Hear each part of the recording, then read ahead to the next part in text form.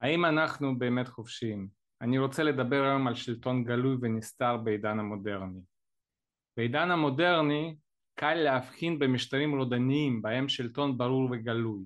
מדינות כמו רוסיה, צפון קוריאה או סין, השלטון מרכזי קובע את הכללים ומשטר הדיקטטורה ניכר בכל פינה. הציבור מודע למגבלות החופש שלו ויודע כי הכוח נמצא בידיים של המועטים, מפלגות.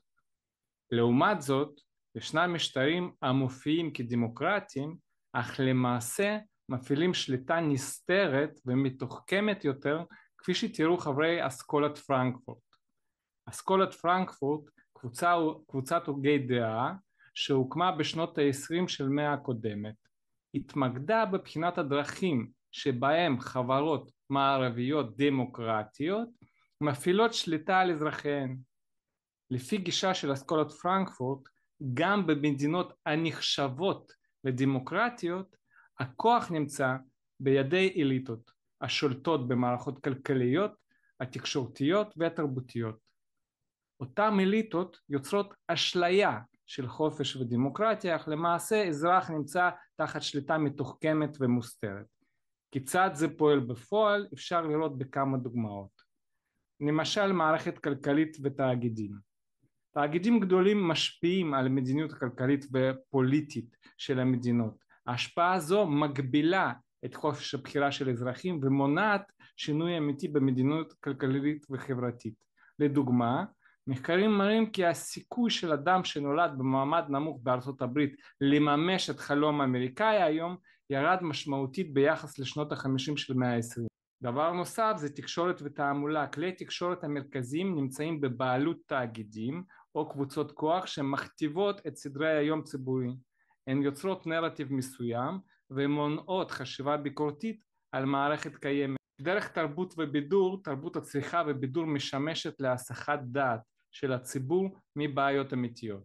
היא מקדמת ערכים של צריכה, הצלחה אישית ונהנתנות, מה שמונע מאזרחים לפתח מודעות פוליטית וחברתית.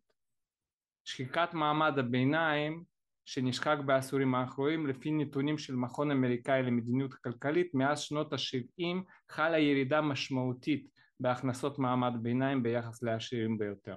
כאשר בשנות 50 ו-60 של פערים של מאה הקודמת, פערים היו קטנים בהרבה. תומאס פיקטי בספרו הידוע ההון במאה ה-21 כתב שחברות דמוקרטיות מודרניות מתאפיינות בריכוזיות כלכלית וגידול פערים כלכליים אשר מגבילים את החופש והניידות חברתית.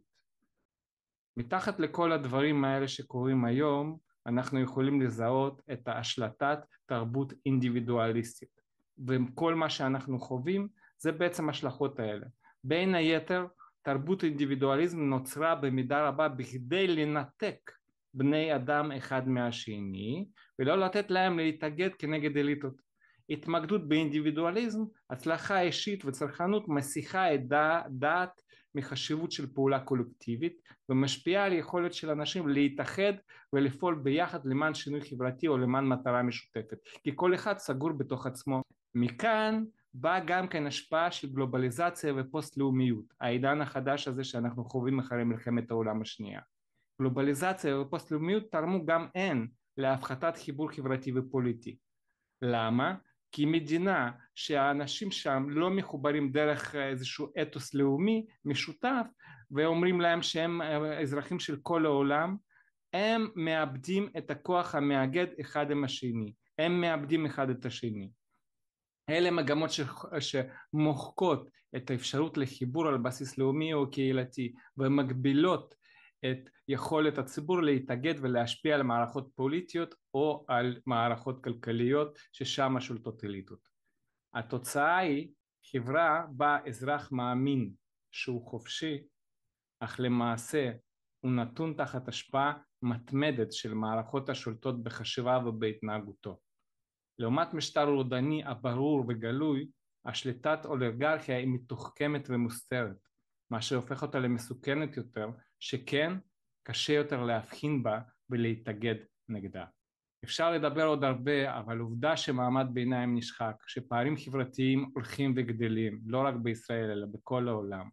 מדבר על כך שאליטות מצאו דרך לחופף מנגנוני דמוקרטיה במדינות שונות, ודרך שליטה במדיה ומערכת משפט משליטות חוקים ומנגנונים שמגינים עליהם, ותקשורת משדרת סדר יום שמסיט את תשומת לב של הציבור ממה שחשוב באמת. כך נוצרה אשליה של חופש ודמוקרטיה. ההבנה הזו מחייבת אותנו לחשוב מחדש על מושגי חופש ודמוקרטיה בעידן מודרני, ולשאול את עצמנו עד כמה אנחנו באמת חופשיים במסגרת המתווה הקיים.